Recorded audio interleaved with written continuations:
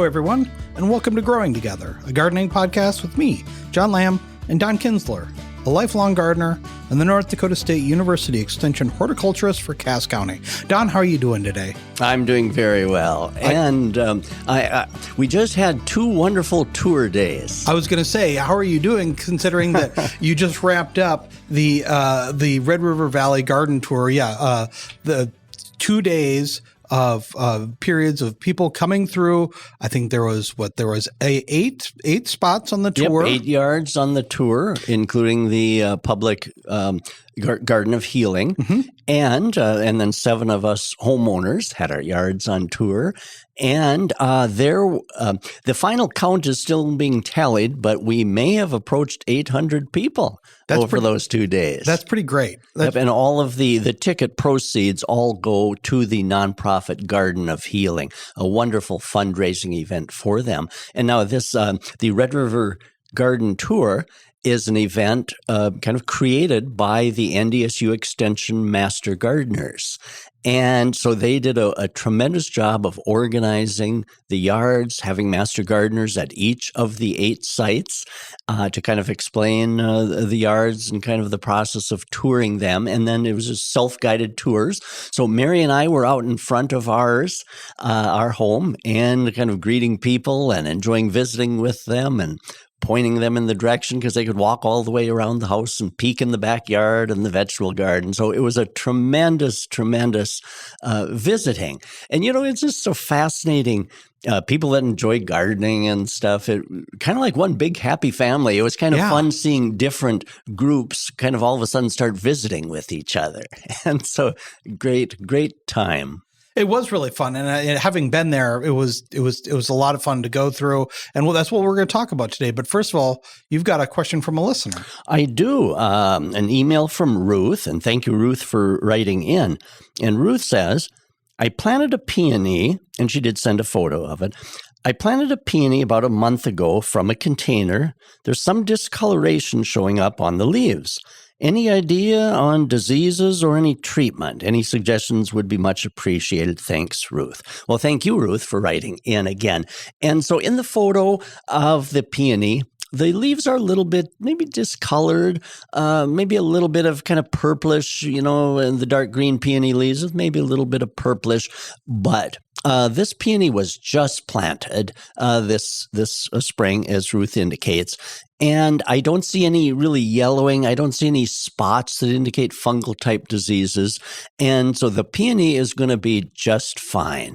But it's interesting. Sometimes our expectations, especially of newly planted plants, our expectations can be kind of high. Yeah. We'd like the plants to be picture perfect. And we're concerned for those plants. And so if they have something that doesn't quite look picture perfect, sometimes we get a little concerned that the plant's going downhill. But there's always a little adjustment with a new plant. And so I think the slight discoloration of the leaves, I think, is just a normal part of that plant, the peony transitioning into its home.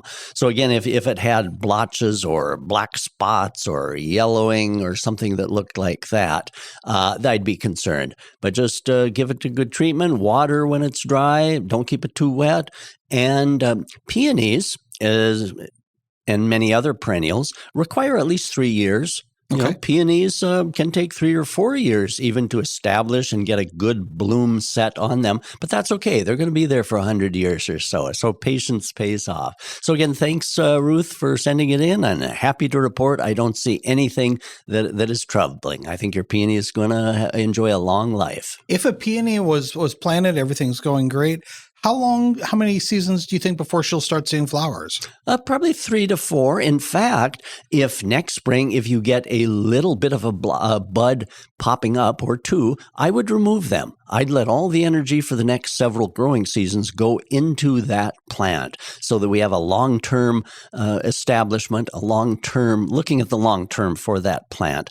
The other thing I could mention too, maybe someone listening might think, well, gosh, isn't September peony planting and dividing time, and it is for an established plant that you're digging, dividing. Early September is the time. But at the garden centers, they sell potted peonies all season long. And so those nice big potted peonies, you can certainly plant those in spring, as Ruth did.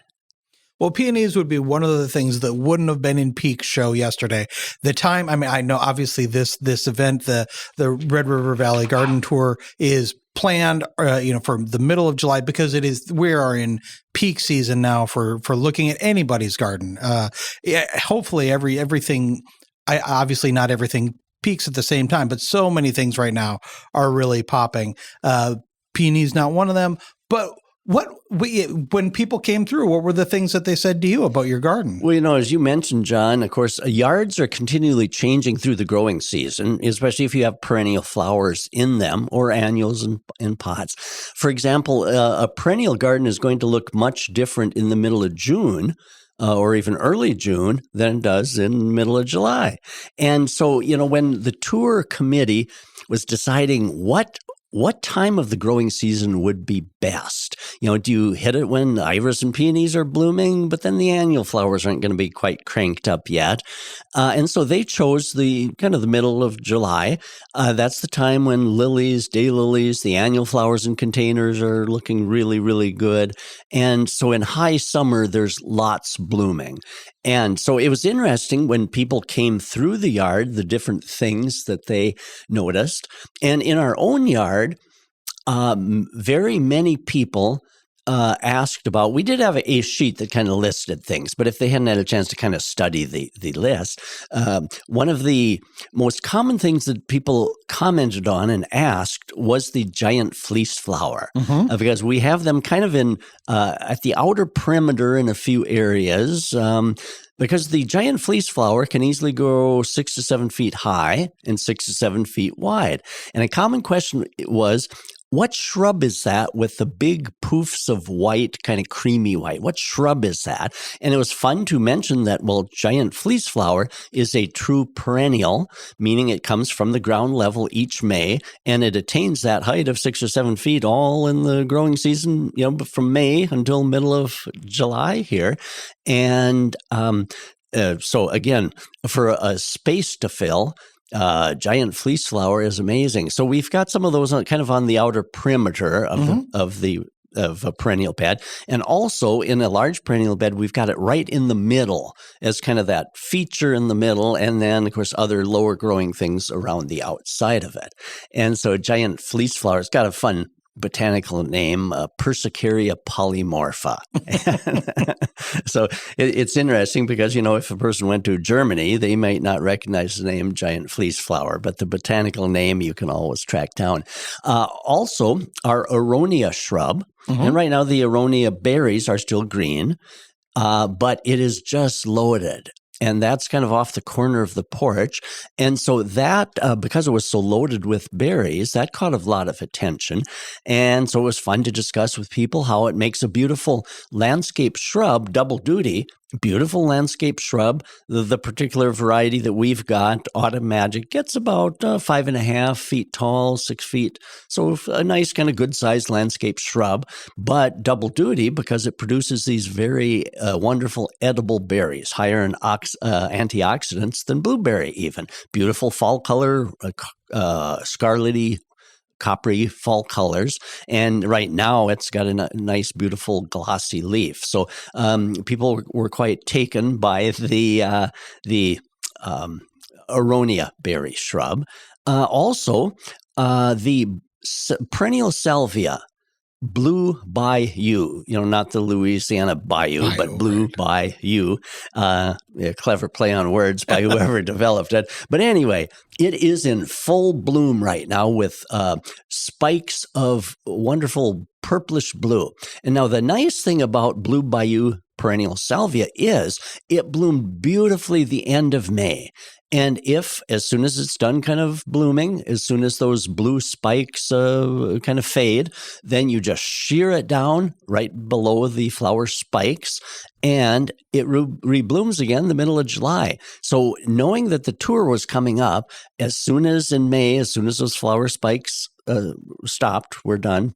I was sure to shear those off, and I was so happy because the timing of it hit the garden tour when it was in its second flush. Not all perennial flowers do that. Right. You deadhead a peony and it doesn't bloom again in the middle of July, but the perennial salvia. Another thing that is so wonderful about the cultivar Blue Bayou, which actually won an All-America award a few years ago, is that it does not plop apart like some of the older varieties. Mm-hmm. The stems are very upright. And so ours are about 4 years old. We've got quite a few of them, and they've never plopped apart. Like some of the older varieties that I've had of those. Another shrub that caught people's eye was the potentilla that we have. We've got a little grouping of 3 of those, south side of the house, because potentilla love heat, and they don't mind a little dryness. This particular potentilla was discovered out in western North Dakota and developed at NDSU. It was growing native out in western North Dakota, the Badlands area. And this one is called Dakota Sunspot. And it's got a nice, neat, rounded habit, beautiful golden yellow flowers, and it's just a little more floriferous than some of the other varieties of potentilla. And it also looks real nice beside the Blue Bayou salvia, kind of a contrast between the two. And let's see, other things that were of note, of course, the daylilies are blooming. Peak time for daylilies. And, it's interesting, all the different flower forms in daylilies. So, of course, every dentist office and bank has the little Stella d'Oro in front of them, and they're beautiful. But there are so many more daylilies. One of those is blooming just magnificently is one called Spider-Man, which is a red, very beautiful red and kind of yellow tones. Another one with frilly edges was called Bannerman. That caught quite a few eyes. And also the true lilies. The true lilies caught people's eye. Now, the Asiatic true lilies mean they grow from a bulb, an actual bulb, like an onion bulb almost. Daylilies don't. They grow from a root system. Okay, so the true lilies, the Asiatic lilies, are the hardiest of the lot, and those are just coming out of their peak, maybe. But the Asiatic lilies are the ones that face upward, and they're very beautiful and visible, good winter hardiness. They don't have much fragrance, though. When you think of stargazer lily, how fragrant they are, sold in flower shops and etc. Now, that is a group of lily that lacks winter hardiness. It's called the Oriental group. And they aren't the hardiest. They'll maybe survive for a year or two. But the plant breeders have crossed a couple of species. They've crossed those Oriental lilies with a taller one called a trumpet lily. So Oriental, trumpet. They call them Orient Pet. They kind of combine the two names. Okay. Well, those, we have several varieties of those in our flower gardens, and they have the wonderful lily aroma, like of the stargazer type, but they also grow taller, and they're kind of an outward-facing, great big, huge trumpet-shaped flowers, and those are just starting to come into blossom now. And so those caught people's eye as well. And let's see, of course, the annual flowers catch people's eye. And we plant a lot of annual flowers. I was going to say, let's put we enjoy them. Let's put some things into context here. First of all, how big is your property? It's 2 acres. Right. Probably half an acre is devoted to some existing tree belts. Half an acre to 3/4 of an acre. And so this was by far the biggest lot on the tour. Just to kind of put this, so you have a number of flower beds right up front, and so let's talk about those because you have a lot of annuals. We have one flower bed kind of on the south side, one on the north side, and one on the middle. When we moved the house, of course, people were kind of intrigued by the house. It's a 1895 Victorian house. It's a long story, but we've moved it twice in 34 years, but that's an episode by itself. So anyway, we've been in the current spot with the house for 9 years. is when we moved the house and then started developing landscape after that. Okay. Well, when we were planning, okay, the house was in spot and you have a blank slate kind of all around. When we debated, okay, how do you set up flower beds and perennial beds and all that? We made the decision that we wanted to create flower beds and landscaping up front where people could see it.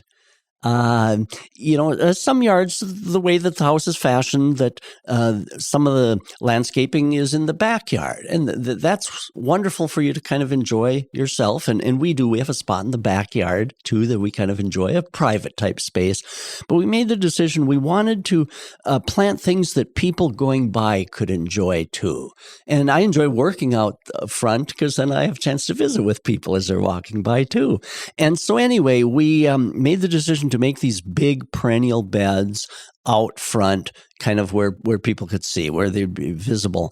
And so on the outer outskirts of these perennial beds is where we plant annuals. And now the standard term for a greenhouse tray of flowers is a flat. A flat holds, standard is probably 48 plants. If they're 6-packs, maybe 72 plants in a flat. Okay, so each year we raise about 100 flats of flowers in the basement under lights, and then those flats of flowers, most of them are 48 plants per flat. And so we raise those annual flowers in the basement.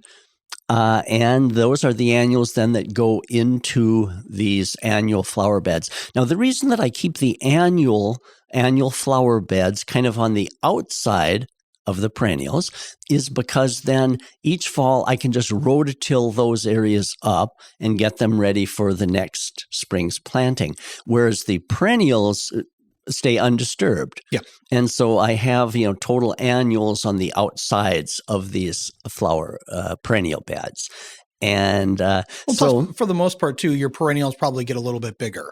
Exactly. So, and the annuals do kind of, in your case, you can get annuals that can grow taller, but they're a little bit shorter in front, right. And so they don't block off. They don't block off the perennials on the inside, and so people are kind of wondering.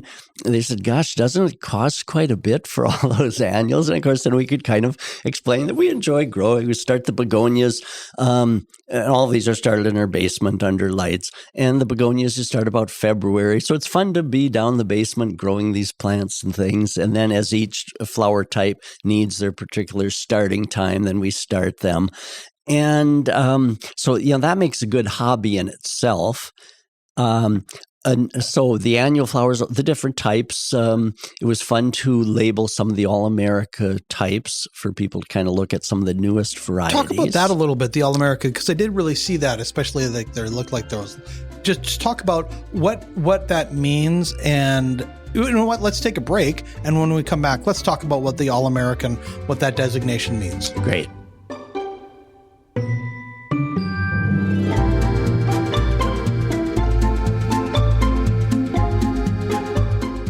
Get 6 months of local news for just $2. You get unlimited access to the news and information you need to stay connected to your community. Visit inforum.com/subscribe to get 6 months of local news for just $2.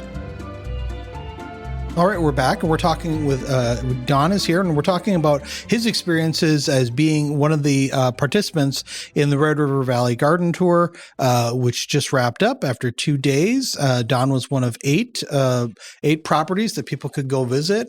And one of the things that we were talking about before the break, I wanted to ask you about is the All-American selections. The All-American selections. Right. And you had a number of plants, especially annuals, that you would have the tags for, the All-American selections. And so what does that mean? What does that designation mean? And how do you go about getting those? Talk a little bit about what that is. Yeah, and so the All-America Selection is a nonprofit organization that was first started in the 1930s, and they test new varieties. Seed companies, when they originate wonderful new varieties, they send them to the All-America Selections, And a panel of judges tests them to see how they do. And if it proves to be different and better than an existing variety, then it gets the coveted All-America Selection, abbreviated AAS, and it has a red, white, and blue logo. And so oftentimes in a garden center, when you're shopping for annual flowers and a few perennials, it's mostly annual flowers, but you'll see that red, white, and blue logo AAS winner on some varieties. And so over the years, there have been some wonderful long time things. A straight 8 cucumber used to be the cucumber. Well, that was an All-America Selection winner, maybe 1950 or something like that. And of course, the wave petunia, when that came out about 30 years ago, purple wave petunia, that got the AAS award. And so, so really, some of the things have become standards now. Exactly, because they received that award, and of course, that award gives it kind of a stamp of approval. The Good Housekeeping seal of approval for plants. And so my wife and I are a display garden for All-America Selections. So they send us, they've already been judged as winners, but they send us seed each year of some of the varieties so that we can grow them and display them so that people can get to see what they look like. Several of those that have looked really good in our display garden this year, there's one called Carmen Velour Wave, which is a wonderful wave petunia with a deep kind of carminy red, beautiful tone. And Big Duck Marigold, Big Duck Yellow Marigold, which is my favorite, kind of 18 to 24-inch marigold with great big blossoms. Decent size. Yes. And there's a new All-America winner that's fun to see growing. Raspberry, what was the name of it? It's a two-tone cream and raspberry colored flower. Raspberry Sundae. Is what that one's called. And so you will see these in the garden center trade. So again, look for the AAS symbol on those. And there's a neat coleus that we had displayed called Summer. Oh, I should have written down the name. There was one in the back, so I took a picture. I've got it here. Premium Sun Coral Candy. That's the one. Yes, and thank you, John. Premium Sun Coral Candy. And that's I really appreciate this because I've got a very shady. We have a mostly shady lot.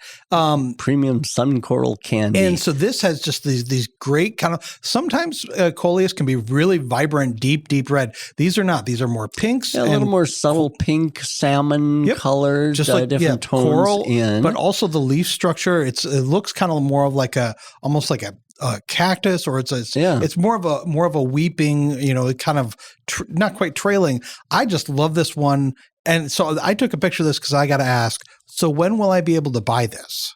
You should. You would have been able to buy this year, this past spring. So again, next year. So the things that have this AAS marking that they when you're displaying them.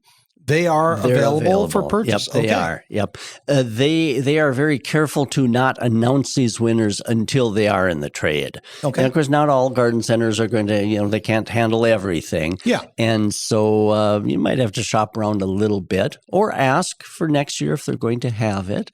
And so the All-America Selections are fun to notice. And so, the annual flowers were kind of that caused some good discussion, right? Created some good discussion. And, another All-America Selection that is just wonderful, Bee's Knees Petunia. Yes. We've got a Bee's Knees Petunia, which is a vibrant yellow petunia. And we've got that displayed in planters with another All-America winner that was called Viva Pink. It's got a funny name, Petcoa. Okay. Now it's interesting. Okay, there's petunias, and there is another type of plant with a trumpet-shaped flower called Calibrachoa. That's million bells. So petunia, Calibrachoa. Plant breeders crossed the two and created a new genus of plants called Petcoa. Petunia, Calibrachoa, Petcoa. Okay, so this Enviva Pink Petcoa we have in a big planter. So the vibrant deep pink beside the yellow bee's knees kind of intertwining together really made an amazing. And of course, one of the wonderful things of the tours, not just in our place, but at all these, is seeing what combinations people have put together. How have they put their planters together? What have they meshed well? And, is there something that a person can do on your own? And that's half the fun, too. Before we get on to the other, discussing some of the other yards here, another thing that caught people's eye were the clematis. Clematis was in peak bloom. And I think we've talked about this before, but on our garage wall, which faces east is a prime location for clematis because it gets morning sun, then afternoon shade, the east side of a building. And then it gets the cooler shade in the afternoon. And so we have 2 large groupings of clematis. They're the Jackman purple type. And they are crawling up chain link fence, 4-foot chain link fence, except not sideways as a fence, but going up and down vertically attached to our garage wall. So we have 2 of those chain link trellises. They're held away from the wall, maybe 3 inches, so that the clematis can kind of twine in between the chain link. And that makes a really good trellis. It did. Yep, I got that idea from my dad. That's how they did it. And so people were kind of intrigued because sometimes it can be hard to find the right trellis for a clematis. Well, and how many did you start with? Because you've got 2 sections of chain link. How many plants did you? We put 2 plants at the base of each, spaced maybe about 2.5 feet apart. It is solid flowers right now. And it is solid, deep blue. Yeah, so by planting kind of 2 plants, 1.5 feet, 18 inches, 2 feet apart, whatever I did. And then it just produces a solid mass then. And how high up would you say that they are? Probably 8, 10 feet. Yep. Probably. That was one of the things when I was walking around the garden, someone stopped me and asked me if I knew what that was. I said, "Oh, that's a clematis." And Donna's done such a great job with that. And they were just astounded. They just thought that was wonderful. They had never seen anything like that. Yeah, that's awesome. And so now, one thing, of course, when a person is preparing for these tours, as a yard on the tour, you're very conscious about weeds, because people that tour gardens, I mean, if you missed a weed that's peeking out of something, they understand and chuckle a little bit. But of course, you don't want your place to be weedy because, of course, that detracts and weeds take away from the growth of other plants.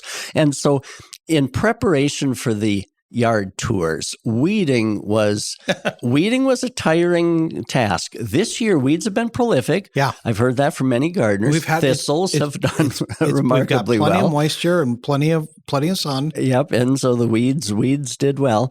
And so now I'm sure that all of the other yards on the tour probably battled the same thing, getting everything trying to get rid of the weeds that they didn't have 2 acres to deal with. And so anyway, and so now, John, you had a chance to visit the other yards as well. I went to 7 of the places. I didn't go to the Garden of Healing because I thought I can stop there some other time. Yeah, because that's a public open. And sometime let's do an episode on the Garden of Healing. That would be great. Awesome. And so what were some of your reactions to the other yards? Well, I just want to say that, I know that you're on the committee, so I just wanted to express to you, and hopefully you pass this along. It was a great job of selecting. You got to see a variety of approaches. You got to see a variety of yards. You got to see a lot of play. There was a lot of them were in South Fargo and Southwest Fargo. So kind of like newer developments. And so some of them were fairly new plants. And then there were some that had really kind of established stuff that they've been working on for 15 years. Right by your place, there was 2. It was a great. It was nice, just kind of up the street away. Yeah, there was 2 houses that were next door. They were neighbors, and they both had different approaches. But the one, the Al and Taryn Berg, yeah. They had, it was you walked up in front and it was just kind of an eruption of color. And when I say color, the first thing that jumped out to me were white daisies. And I Yes. don't normally, they normally don't wow me like they did there, but because they were so upfront and because there's so much other color there, they really kind of jumped out at you, and they were fantastic. They actually had so many other flowers going on there. They did a great job. But what was really nice about that, we could say for some of these places, you can drive by the front now that the tour is over, and you can look like at your place. You welcome Sure. that, you encourage that. But in this, you get to go into their backyard, and you got to see that they had planted about 30 trees because their house is relatively new. It's a newer development, and they wanted a little bit more privacy.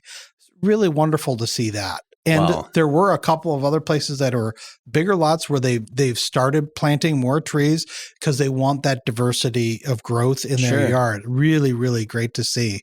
And then there was one place that was really kind of a small yard, and the idea there was it was a twin home that they wanted to do something where they really didn't have a lawn to mow.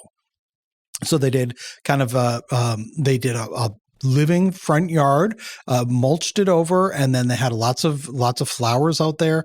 They had a great flower bed in between the two houses on the twin home, and in their backyard it was all patio but with raised gardens for more flowers. It was really, really nice to see. Really, really fun to see there. And they had a giant fleece flower as well. I did notice that there were a couple places, and I think because you've talked about the fleece flower in your article, people are catching on about what the fleece flower is. It's been fun to promote that. And, as you're describing these, John, too, it's interesting. Everybody has their own approach, and the look that the interest that each homeowner has creates a totally different look, isn't it? And so it's interesting. Because sometimes the question is by people, okay, what should I do in my yard? How can I do it? But, you can borrow bits and pieces from what you see. Yeah. But this is a good example of how each yard really becomes unique. It's the tastes of the homeowner. There's no right way to do it. The right way is the way that you decide to do it. Yep. That's the right way. You have people come through. If you're on this tour, you have people come through for 2 days, but the rest of the time it's you, and you're the one who wants, it should be what you want to work with, what you want to look at. Jared Olson and Andrew Jarrow in West Fargo, they had a great, what they call I think they called it a standard in-town lot. And, it is. You can see it's kind of I don't want to say basic because that sounds like a derogative, and that's not, but it is a standard kind of lot, home situation. But they did a great job they created lines, they created great borders and very sharp borders with how they wanted their garden beds to be. They created a great flow when it goes through the backyard. They had a trellis area. And one of the smart things I complimented Andrew on the great edging that he'd done, and he said, yep. And then we took that dirt and we made a little mound, a kind of a hill. Oh, not terribly tall, but it adds, you plant on that. And so you get a little bit more height, and visually it works in the backyard. And I thought it was really, really a nice space. That was a really, really fun one. And then I got to say too, it was nice to see kind of in more of the downtown neighborhood, in the Hawthorne neighborhood, Todd and Deb Randall had a really nice place on 7th Street. The backyard, it was a smaller space comparatively, but because they've got old growth trees there, it had a different feel. It was much more shade garden, but it was very comfortable. There was still a lot of plants. They had it was Scottish moss, not Irish moss. Scottish moss that they That's had really interesting. Yeah, and the kind of the hardscaping that they'd worked with. They had scraps of wood that they used as kind of borders. They didn't look like scraps. It looked it was very tidy. And then the moss kind of coming out of that in between the areas, carefully planted. It looked so great. It was so fun to see. And their place, they had a lot of pieces from their family, like non-flower pieces, but a lot of elements from their family and from the house. The original sink was outside in a gardening, like a kind of a gardening table area. Sure. Really. And so it was so much fun to see the different yards, what factored into those yards. From your place is great too, because you got to go all the way around the house and you got to see, well, this is a shade area. You have on the is it the north side of the house, right? Correct. Yeah, it's as most houses where we are. have the Annabelle hydrangeas and a lot of hostas and a lot of the coleus. And things like that. Really plants. Great. It's great to see that diversity in a yard, and it was so much fun to see that in the different yards. Now, one of the yards has a pond, didn't they? There was a couple. Yeah, there was a couple. But ponds? Next to the Bergs. Let's see, you got that one right here. And our own, we put Todd and Karen Schroer in their backyard. They had a little pond. They had fish in there. And awesome. What was interesting about that place is that you kind of got not just a 2-fer, but you got a 3-fer, because their neighbor behind them wasn't in the tour, but he had a big vegetable garden that they said he's back there working. He encourages people to walk back there. And it was a massive garden. It's so well cared for, so tidy. That man has worked really hard, and it looks great. Oh, that is awesome. Awesome. And so, it's interesting. We were so busy preparing, getting our own done, that we didn't have a chance to see.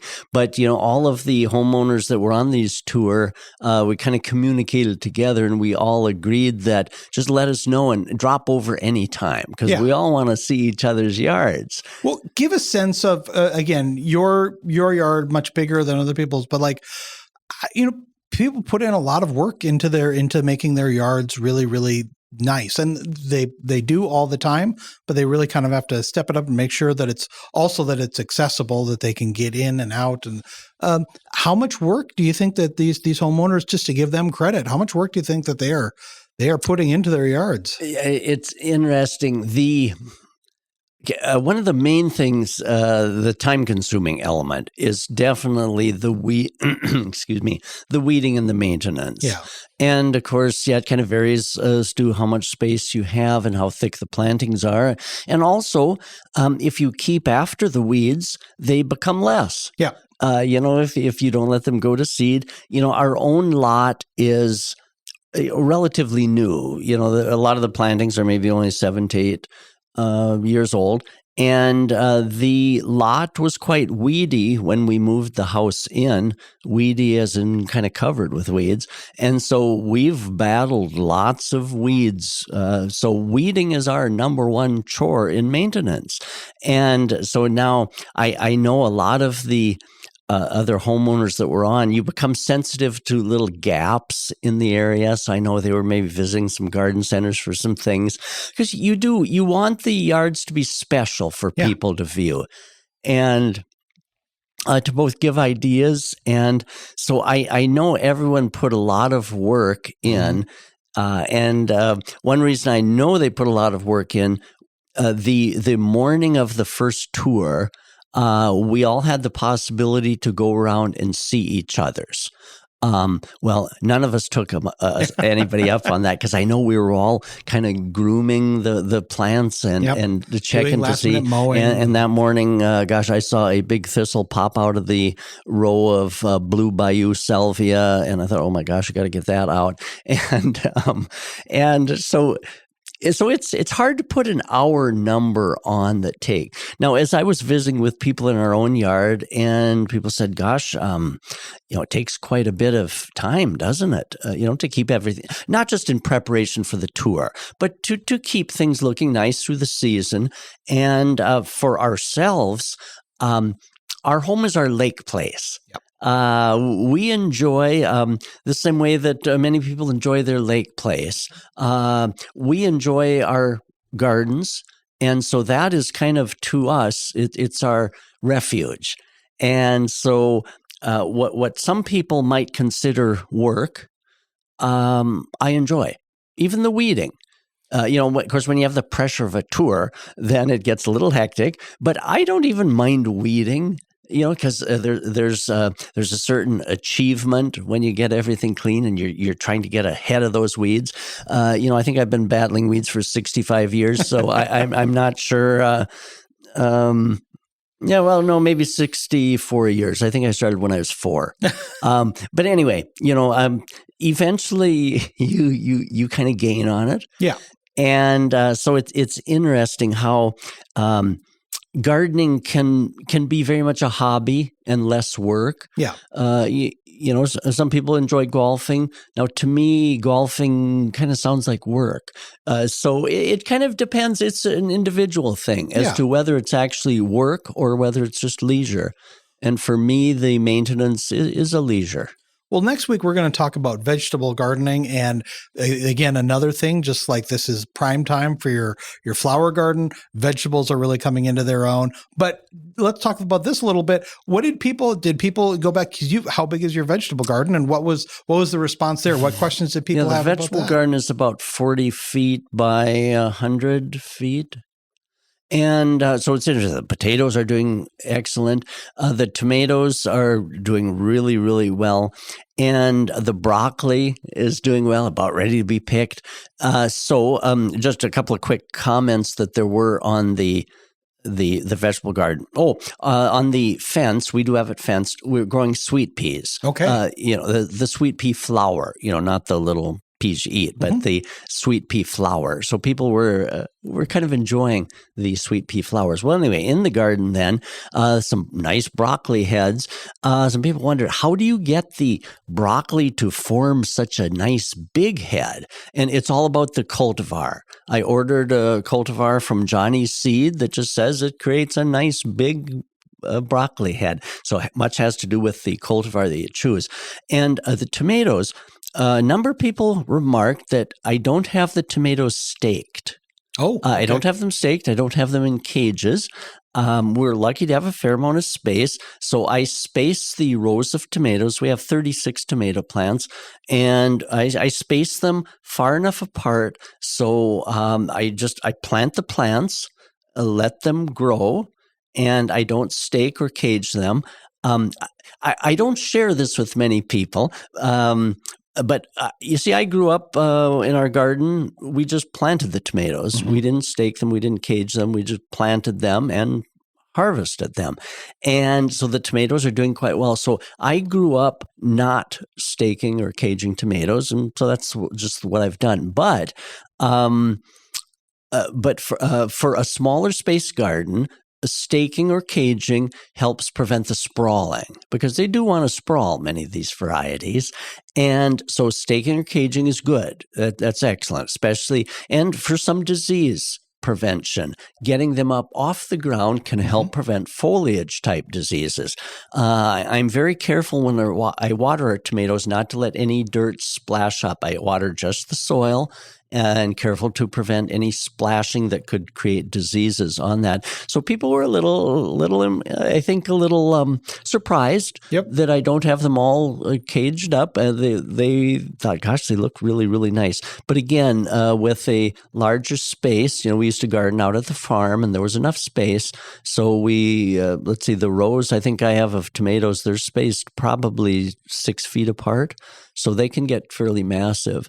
In nature, where tomatoes originated, Mother Nature didn't plunk a stake down and tie them up, but then they sprawl, Okay. So again, when staking and caging works for you, you keep on it. My non-staking and non-caging works for me. But again, it's what works for each of us. Yeah. There's not always a right or wrong. And like you said, that's gardening. It's what works within your capabilities, what you want to do, what you can do with the limitations of your time and space and your surroundings. And the other thing that's so fun too, like the tours, is we can learn from each other. We can borrow from each other. And even though no one's going to duplicate each of these yards in their own, but we can borrow some ideas from people. And so I got in just hearing you describe some of these different yards. I'm already thinking of some things that they're doing that I want to do in ours too. I would encourage you. I know you've been busy, and hopefully you and all the other homeowners will be able to kick back and have a little bit of a respite here. But I encourage you to get out and see as many of these as are, because everyone did really a fantastic job. Yes, including the people who put on the show. Hats off to them. And thank you. A number of people that toured that I was visiting with said, we enjoy the podcast. Oh, great. So thank you. So for those of you who are listening to this podcast and we're also on the tour, thank you. I do have to say, the very first place I went to, I showed my ticket and gave them my name. And then they said, well, is this your first stop? And I said, yep. And they said, well, if you go any place, make sure you go to Don Kinsler's. I'm like, oh, okay, Don Kinsler, I will do this. He writes for the forum.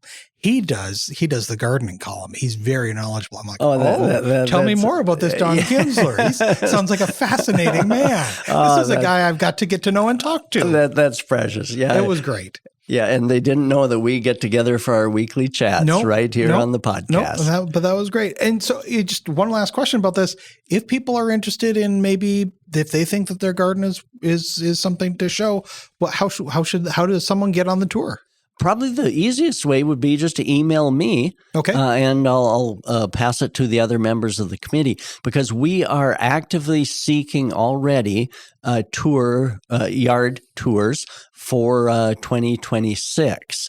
And again, it's not about perfection. It's about having something that you're proud of, that you've created, and that is your space. It doesn't have to look like anybody else's space. The more unique, the better. So yeah, if you enjoy what you're doing, if you've got kind of something, unique or just well cared for, well planted, let us know. So my email, donald.kinsler, Kinzler @ndsu.edu. And so we're already actively seeking, because we like to choose the yards well enough advance so that gives the homeowner kind of a year to plan and to think kind of what they'd like to do. And so it doesn't all hit you right kind of at the end. So yes, let us know. And again, these yards are not, it does not have to be Buckingham Palace. Right.